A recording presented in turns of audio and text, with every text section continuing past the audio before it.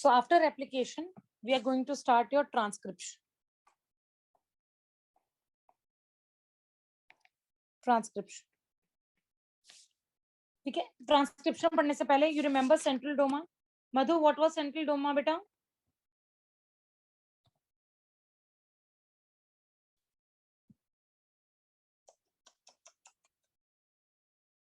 Anyone? What was central doma? Ma'am DNA से RNA, RNA से protein.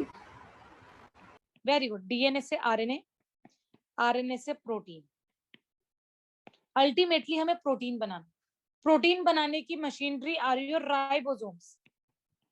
Anshul, ribosome cell में कहाँ प्रेजेंट होते हैं बेटा? Ma'am ER. साइटोप्लाज्म में. ठीक है. एंड डीएनए कहाँ प्रेजेंट होता है सेल में?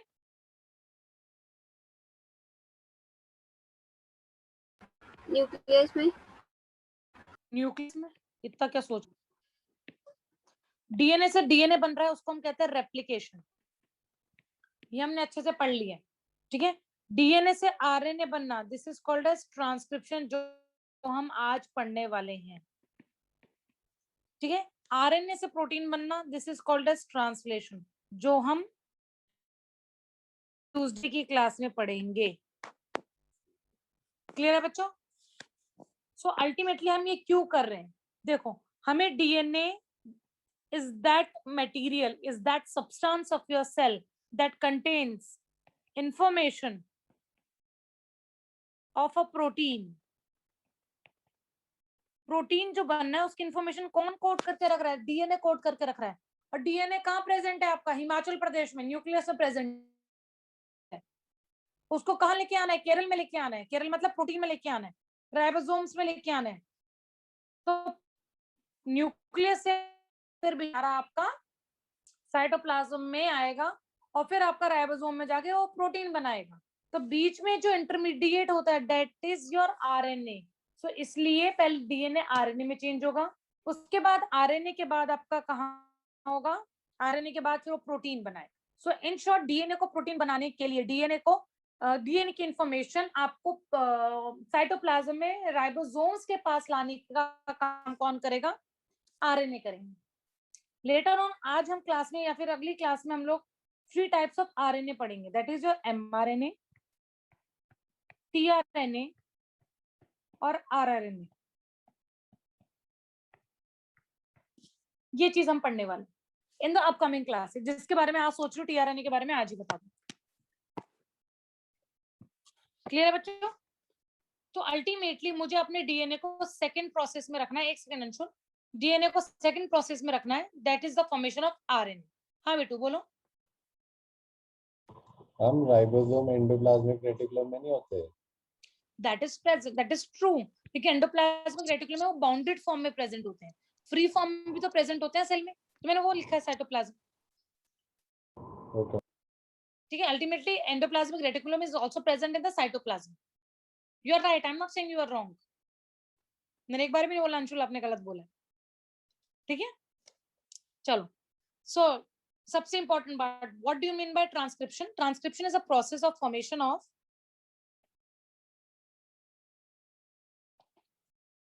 RNA from DNA template. Okay.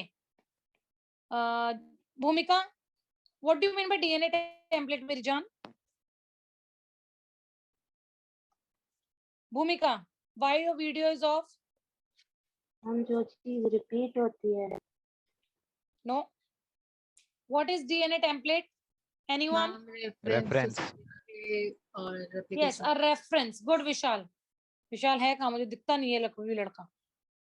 विशाल है भी? अगेन गायब हो गया ये लड़का. अ रेफरेंस, जैसा फॉर एग्जांपल बेटा ATCGAATT, इसके अगेंस्ट में अगर मैं कोई डीएनए का स्टैंड बनाऊं, क्लास ये बहुत बार क्वेश्चन पूछा हुआ है. हाँ विशाल आ गया याद. बहुत बार क्वेश्चन पूछा गया है कि इसके अगेंस्ट में अगर मैं कोई स्टैंड बनाऊं, that stand would be of DNA. DNA की अगर रेप्लिकेशन कर रही तो क्या होगा? TAGCTTAA. And if I am making RNA taking this as a reference. This reference is called as DNA template. This reference is called as a DNA template. Okay, इसमें क्या होगा, A की जगह क्या आएगा, T, पर T तो होता ही नहीं. T की जगह क्या होता है RNA में, U. So U A C G U U T A A. U U A A. इसका रेफरेंस मैंने बनाया. जहां भी T आना था, T की जगह क्या आ जाएगा, U आ जाएगा. This is very important, very very important. ये बात आपको याद रखनी है कि RNA बनेगा या या DNA बनेगा.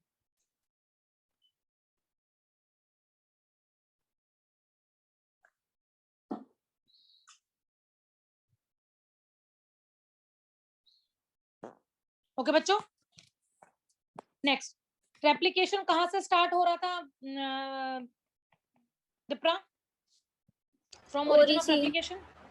ओरिसी. दिव्या, ओरिसी के बारे में बताओ, प्रोकैरियोट्स में कितने ओरिसी होते हैं?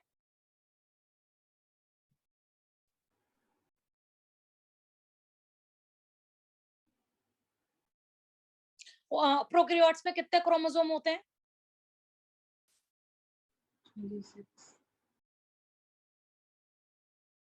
वो यूकैरियोट्स में होते हैं मेरी जान. Eukaryotes have 26 pair of chromosomes. Prokaryote only have one single chromosome. This is a basic difference between 12th class में आ गया, बायो में अभी तक ये नहीं पता मेरी जान. ठीक है, prokaryote only have one chromosome, that means it will be only having one oriC. इसमें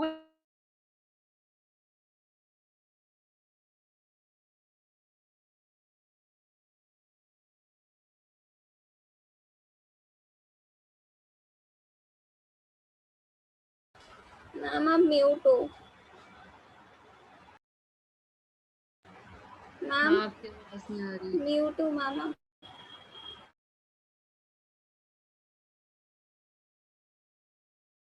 ओके, सो प्रोकैरियोटिक में एक क्रोमोसोम होता है, एक ओरिजिन ऑफ रेप्लिकेशन होता है.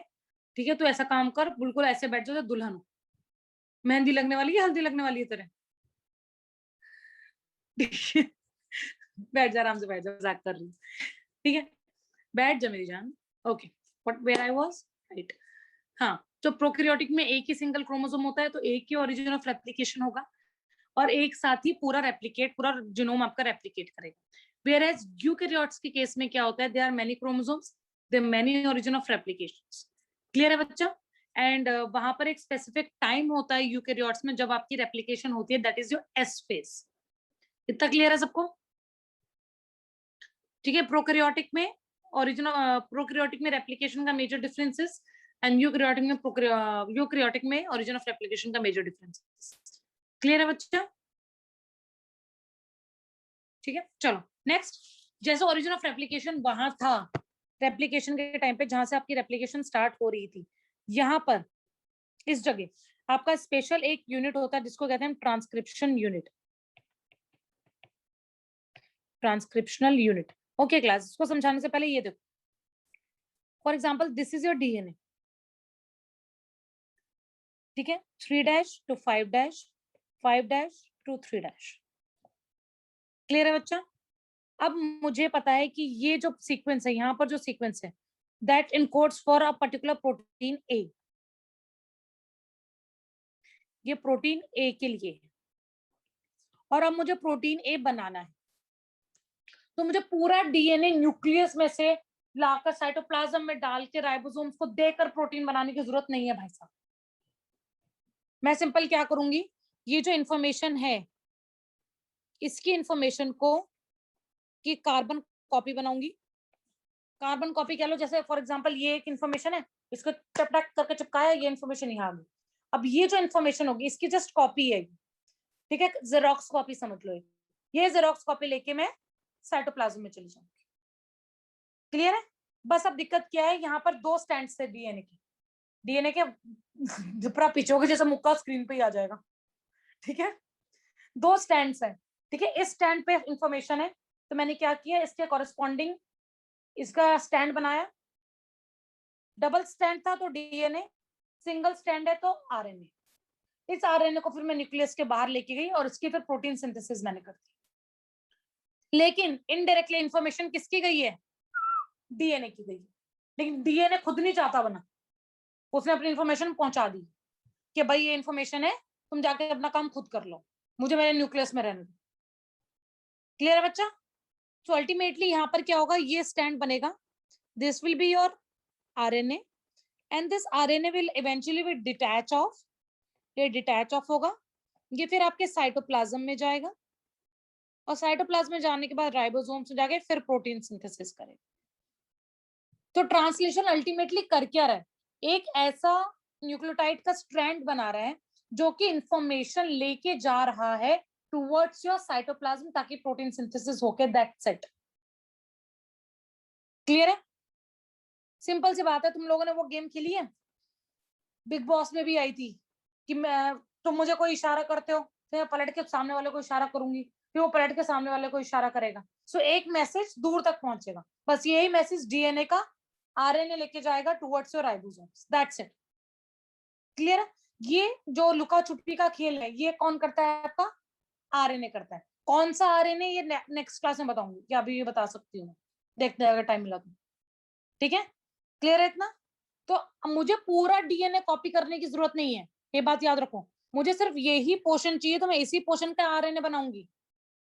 जो मुझे प्रोटीन चाहिए उसकी इंफॉर्मेशन डिकोड करती हूँ ना मैं, बाकी सब डिकोड करने का क्या फायदा है?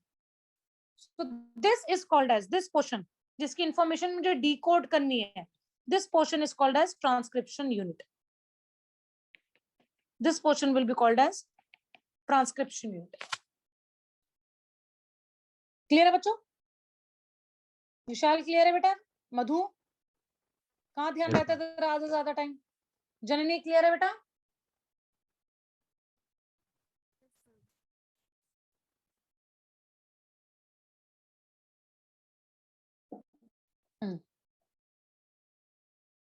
चलो, और ट्रांसक्रिप्शन होता कहाँ है? बताओ, ट्रांसक्रिप्शन कहाँ होगा? एस फेज में ट्रांसक्रिप्शन होगा? नो। प्रोटीन की जरूरत सबसे ज्यादा कहाँ पड़ती है? नीट के बच्चों तुम लोग आओ, cell cycle, M phase. Sonal कहाँ है? सोनल है?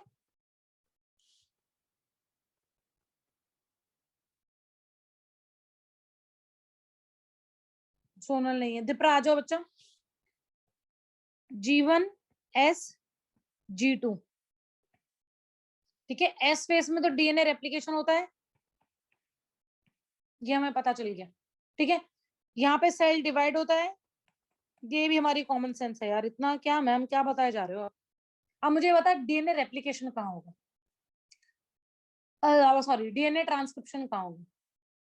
मैम G1 फेज में, क्योंकि उसे ग्रोथ के लिए न्यूट्रिएंट्स नीडेड होते हैं, प्रोटीन्स। दिपरा ने अपना दिमाग लगाया और लगाया छक्का। Next,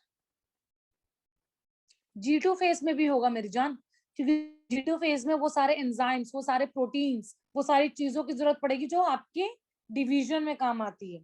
so G2 and G1 phase में, दोनों फेज में आपका रेप्लिकेशन होता है। जो दिमाग ऊपर लगा था वो दिमाग नीचे भी लगाओ। एक बॉल पे छक्का मारने से कुछ नहीं होता है, 6 बॉल पे 6 चक्कर मारने युवराज की तरह, तभी कैंसर से जीतोगे। What a PJ. क्लियर है? Okay ma'am. चलो, वो कह रही है ओके मैम, देखना जरा। चलो, अब ट्रांसक्रिप्शन यूनिट क्या होता है? सबसे पहले transcription it occurs in the nucleus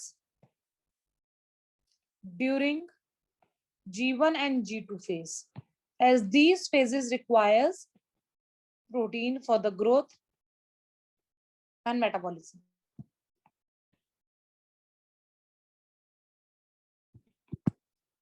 clear है बच्चों? अब ट्रांसक्रिप्शन यूनिट में क्या क्या होता है? विशाल वीडियो की ऑफ हो जाती है बेटा तेरी। ट्रांसक्रिप्शन यूनिट में 3 चीजें होती हैं। एक होता है आपका promoter gene, the second one is terminator gene, और इसके बीच में होता है आपका structural gene. And the structural gene is that portion of the gene which need to be transcribed. जिसको हमें अल्टीमेटली क्या करना है, ट्रांसक्राइब्ड करना है, जिसको हमें क्या बनाना है, आरएनए बनाना है. टर्मिनेशन जीन वो पोर्शन जहां पर आपका ट्रांसक्रिप्शन क्या हो जाएगा, स्टॉप, लाल, डेंजर. और प्रमोटर जीन ग्रीन, यहां से ट्रांसक्रिप्शन आपका स्टार्ट हो, starting point. And it will promoter gene will be always towards, important need के बच्चों, विल बी ऑलवेज टुवर्ड्स 5' ये 5' की साइड में होगा. ठीक है, देखो इस तरीके से. अगर ये आपका डीएनए है, सामने देखो बच्चों, ये आपका डीएनए है. ठीक है, एक सेकेंड. ओके, इसको भी छोड़ दो, टुवर्ड्स 5' वाले बाद में कंसेप्ट बताऊंगी. 3' 5' 5' to 3'. So this will be your promoter gene. This will be your structural gene. Sorry, termination gene. And this is your structural gene. ये स्ट्रक्चरल की शॉर्ट फॉर्म लिख रही हूँ मैं, पहले याद रखना. This is structural gene. Clear है बच्चों? This stand 3' to 5' stand, this is called as DNA template.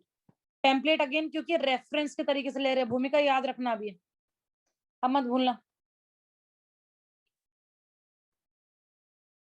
Next 5' to 3' end, this is your coding stand.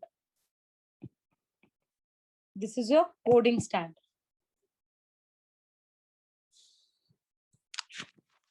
This will be your coding stand.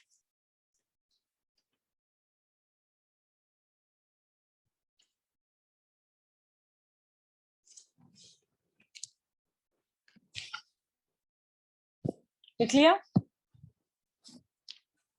Ma'am एक बार ऊपर करना थोड़ा सा. ओके, एक second, मैं आपको 2 मिनट दे देती हूँ. सो हमें डीएनए टेम्पलेट पता चल गया, हमें कोडिंग स्टैंड पता चल गया. ठीक है, इसको हमने कोडिंग स्टैंड क्यों बोला, कोई बताएगा मुझे? ट्राई करें. ये देखो, कोई सीक्वेंस बोलो, A T T D G G G C C C G for example. इसका डीएनए 3' to 5'. अब इसका मुझे डीएनए का दूसरा कोड बताना, कौन बताएगा? दिव्या बताओ बाबू. T T T A C C ji G सी. ठीक है, सॉरी मैंने बीच में जगह नहीं छोड़ी. अब मुझे बताएगा अंशुल, मुझे 3' 5' के एंड का ये डीएनए टेम्पलेट है. This will be your DNA template. मुझे ये बताओ कि इसका जो अगर मैं एमआरएनए बनाऊंगी, आरएनए बनाऊंगी, तो आरएनए का क्या सीक्वेंस होगा? नाम सब सेम रहेगा, सिर्फ टी की जगह यू आ जाएगा, मतलब वो चेंज अब होगा. ना पूरा शॉर्टकट मारा है इसमें. हाँ, मतलब बाकी चेंज होता था तो वो यू आ जाएगा टी की जगह. मैम आप अपने आप लिख लो, बाकी सब ये होगा. देखो देखो, साफ सी बात है. ये जो आपका एम स्टैंड बना है आरएनए का, ये स्टैंड और ये स्टैंड डीएनए का सेकंड स्टैंड, क्या सेम है? है बाबू, सिर्फ यू की जगह टी तो है, बाकी सब तो सेम ही है. ठीक है, बाकी सब सेम है. Hence this is called as coding strand. यही इसको बोले, ये कोड कर रहा है, ये इंफॉर्मेशन कोड कर रहा है. This is your coding stand. Clear है बच्चा? क्योंकि जो हम अल्टीमेटली डीएनए टेम्पलेट से अपना आरएनए बना रहे हैं, जो कि यहाँ से हटेगा और कहाँ जाएगा, साइटोप्लाज्म में जाएगा, और जिसके रेफरेंस से आपका क्या बनेगा, प्रोटीन्स बनेंगे. तो वो क्या होगा, कौन सा स्टैंड है? यही तो स्टैंड है.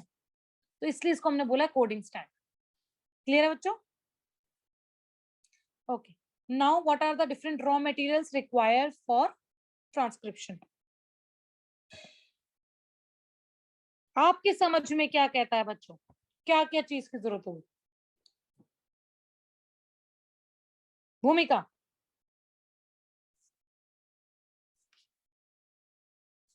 बताओ बेटा, किस चीज की जरूरत लग रही है तुझे, किस चीज की? क्या? एंजाइम. एंजाइम. तो एंजाइम इसमें वहां पर डीएनए में डीएनए पॉलीमरेज था जो ऐड कर रहा था न्यूक्लियोटाइड्स, यहाँ पर भी जो न्यूक्लियोटाइड्स ऐड करेंगे वो कौन करेंगे, डीएनए की जगह आरएनए आ गया, आरएनए पॉलीमरेज। क्लियर है? और क्या लग रहा है जननी, आपको क्या लग रहा है, परिणीता आपको क्या लग रहा है? डीएनए स्ट्रैंड, डीएनए का टेम्पलेट, और nucleotides, your ribo nucleosides. Monophosphate की फॉर्म में चाहिए, ट्राइफॉस्फेट की फॉर्म में चाहिए? मोनो। वेरी गुड, मोनोफॉस्फेट की फॉर्म में चाहिए। ठीक है, लेकिन सेल में कैसे प्रेजेंट होते हैं वो? ट्राइफॉस्फेट। तो वहां पर जो हमने किया था ना, ट्राइफॉस्फेट से मोनोफॉस्फेट को चेंज करना, सेम स्टेप यहाँ पर भी होगा, सेम स्टेप यहाँ पर भी होगा। ठीक है, इसमें हमें fourth point, divalent metal ions चाहिए। You want divalent metal ions, and dimetal metal ions will be magnesium 2+ और Mn2+, जैसे ऊपर चाहिए थे, सेम चीज। इस केस में सबसे इंपॉर्टेंट बात, नो प्राइमर इज नीडेड। मधु सोना नहीं, नो प्राइमर इज रिक्वायर्ड, कोई प्राइमर रिक्वायर नहीं होता है। नेक्स्ट, सबसे इंपॉर्टेंट चीज इसमें हमने क्या पढ़ी है, आरएनए पॉलीमरेज।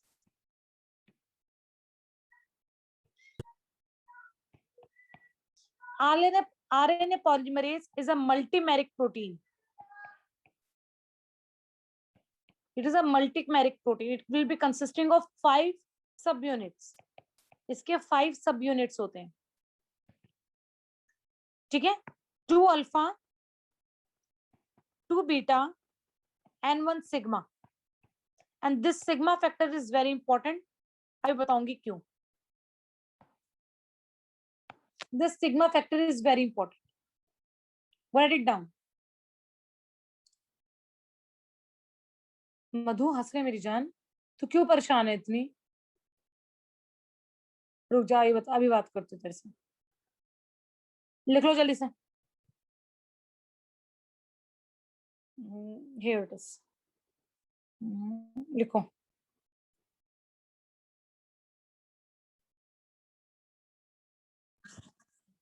सो हमने आरएनए पॉलीमरेज के बारे में पढ़ा है। RNA polymerase is a multimeric protein, consist of 5 subunits, 2 beta subunits, 2 alpha subunits and a binded protein, a binded factor that is called as sigma factor. ठीक है, सो सबसे पहला काम किया, the first process, the very first process is the binding of RNA polymerase to promoter gene. ये promoter gene कहाँ present है? इधर देखो सब, प्रमोटर जीन स्ट्रक्चरल जीन के पहले प्रेजेंट है। मन ने बनाया था, प्रमोटर जीन कहाँ प्रेजेंट है? स्ट्रक्चरल जीन के पहले प्रेजेंट है। तो in biological term, in microbio term, अगर कोई भी चीज एक जीन के पहले होती है, that is called as upstream, that is present upstream to structural gene. Clear है? क्लियर है बच्चा? उतना? एक सेकंड बाबू, 2 मिनट दो। ठीक है, सो अल्टीमेटली क्या हुआ अब आपका, पहली बात, आपका जो आरएनए पॉलीमरेज है वो कहाँ बाइंड करेगा? प्रमोटर रीजन को बाइंड करेगा। कब बाइंड करेगा? It will bind when a signal arises from the cytoplasm. Cytoplasm से सिग्नल आएगा कि मुझे ये प्रोटीन चाहिए, तो आपके आरएनए पॉलीमरेज नींद से खुलेगा। ठीक है, नींद से खुलते ही वो क्या करेगा? प्रमोटर जीन को ढूंढेगा और प्रमोटर जीन पे जाके बाइंड होगा। This binding is mediated by sigma factor. Sigma factor will recognize RNA polymerase, promoter gene. This sigma factor of RNA polymerase will help in recognition of promoter gene.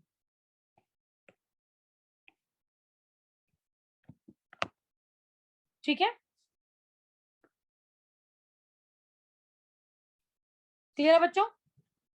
So ultimately अब क्या हुआ है यहाँ पर देखो, this was your DNA, ये रहा आपका promoter gene, okay, and for example this is your structural gene, sorry this will be your terminator gene. So ये आपका structural gene, promoter gene and terminator gene. ठीक है, यहां पर सबसे पहले आके कौन बाइंड कर गया, your RNA polymerase.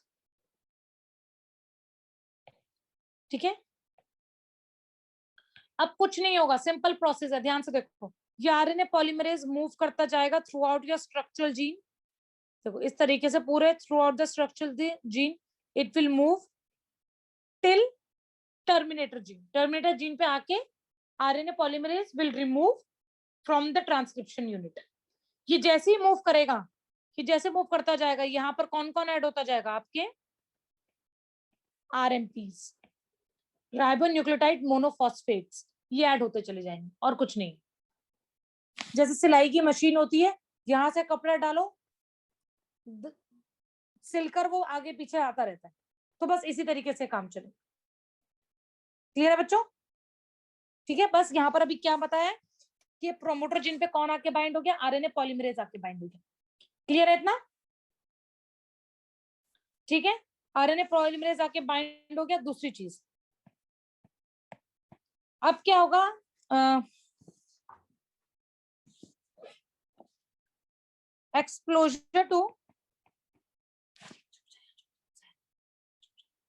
एक्सप्लोजर of RNA base, explosion to RNA base. अब क्या होगा, जब आरएनए पॉलीमरेज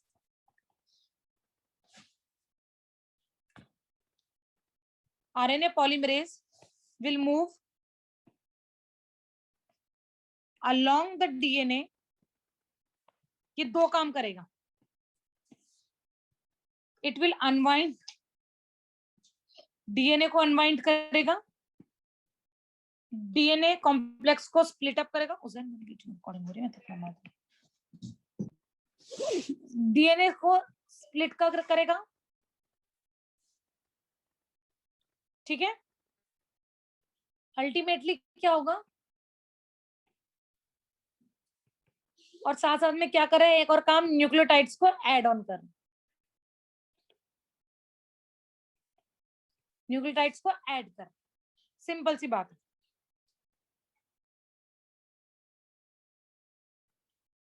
क्लियर है बच्चों? जो भी स्टैंड आपका डीएनए टेम्पलेट के तरीके से एक्ट करता है, DNA template stand is your sense stand, इसको हम सेंस स्टैंड बोलते हैं। Whereas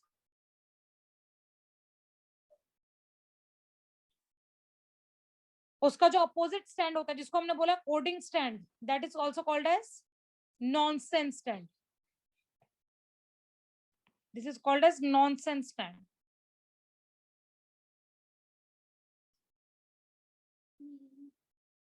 तीसरा, conversion of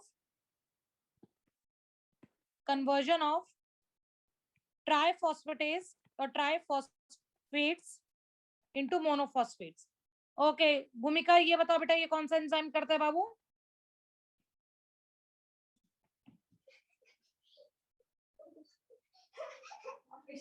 आरएनए पॉलीमरेज। बाबू ट्राइफॉस्फेटेज को मोनोफॉस्फेट में कौन चेंज करता है? दिपरा नहीं,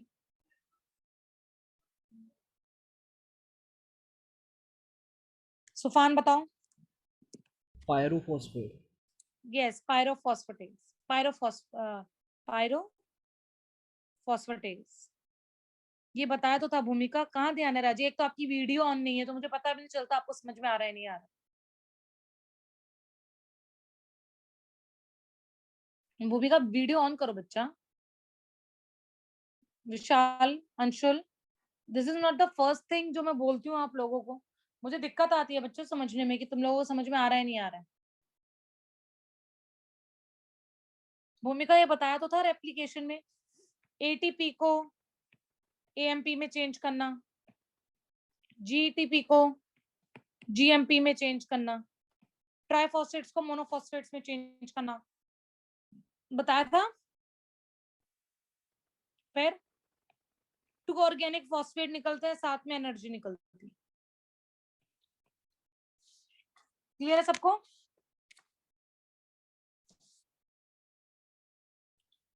बस सिंपल सी बात है। अब क्या होगा? 4th point, RNA polymerase will catalyze the polymerase activity by adding up of new nucleotides. Polymerase activity करेगा और new nucleotides को add on करता रहेगा। क्लियर है बच्चों? क्लियर है? अब यहाँ पर देखो, इस पे क्या हो गया? यहाँ पर इस तरीके से, किसी और कलर का बनाती हूँ, पिंक कलर का बनाती हूँ। यहाँ पर आपका ये बन गया आरएनए, बन गया ये, this will be your RNA. अब ये आरएनए अल्टीमेटली यहाँ से, अच्छा एक चीज और, अब ये देखो इस कॉम्प्लेक्स को अब क्या बोलोगे? This will be your DNA, this is your RNA, so this is called as DNA RNA hybrid. This is called as DNA RNA hybrid. ठीक है, ये कब बनता है? ट्रांसक्रिप्शन के टाइम। अब अल्टीमेटली लास्ट में क्या होगा? आपका पूरा एमआरएनए या आरएनए अलग हो जाएगा। मैं कौन सा आरएनए वगैरह भी मैं कुछ में स्पेसिफाई नहीं कर रही। ये आरएनए आपका अलग हो गया, ठीक है। आरएनए पॉलीमरेज जैसे ही टर्मिनेशन जीन आया वो रिमूव हो गया, हट गया वहां से। आपको आपकी कोडेड इंफॉर्मेशन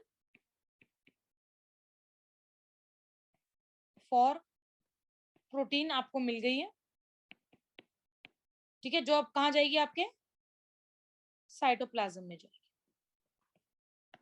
क्लियर है बच्चों इतना? तो यहाँ पर आपकी ट्रांसक्रिप्शन खत्म होती है, यहाँ पर आपकी ट्रांसक्रिप्शन खत्म हो रही है। लेकिन अभी फिलहाल अगली क्लास में हमें क्या पढ़ना है कि ट्रांसक्रिप्शन के बाद क्या होती है आपकी? पेटीएम, पैसे ट्रांसफर नहीं करने हैं, post transcription modification, post transcription modifications. Clear है बच्चा? कुछ ऐसी चीजें आरएनए के अंदर होंगी जो अल्टीमेटली इसको और ज्यादा कैपेबल बनाएंगी फॉर प्रोटीन सिंथेसिस। सो इस टॉपिक में अभी हमारे पास कुछ चीजें रह गई हैं, like post transcription modifications, translation. उसके बाद आपका जेनेटिक कोड बचा है, ठीक है। ये चीजें इंफॉर्मेशन इसकी अभी बची हुई है। So will try to finish it by next week this chapter and by make sure बाबू, उसके बाद मैं आगे नहीं बढ़ूंगी सिलेबस में।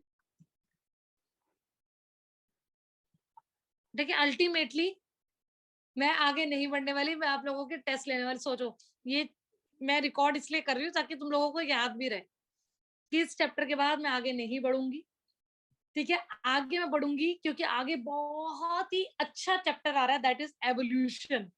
और एवोल्यूशन के लिए मेरी पुरानी 12th की सारी क्लास आई कि एवोल्यूशन हमने नहीं पढ़ा, ठीक है। सो एवोल्यूशन बहुत ही इंटरेस्टिंग है, उसे सिर्फ और सिर्फ कहानी की तरह सुनना है तुम लोग। सोचो मैं रोज आके तुम्हें एक कहानी बताऊंगी कैसे तुम लोग बने, ठीक है। लेकिन उससे पहले मैं आप लोगों के अब प्रीवियस ईयर्स के प्रीवियस 5 चैप्टर हो गए हमारे, नॉट बैड, 2 महीने में 5 चैप्टर्स, ठीक है। And that 2 major chapter, that is your mol bio, ठीक है। तो वो हम पढ़ेंगे, मतलब इन सब के अब टेस्ट लूंगी और टेस्ट में क्लास टाइमिंग्स में लूंगी, तो Sunday you will be free, don't worry, ठीक है। पहले ही बता रही हूँ क्लास टाइमिंग्स में टेस्ट होंगे और आप लोग पढ़ के आओगे, क्लास टाइमिंग्स में ही चेक करके मैं दूंगी, ठीक है बच्चों। Now 12th class can go, need students wait for digestion. Digestion हमें खत्म करना है, ठीक है। You can take a break for at least 5 minutes, go and rest.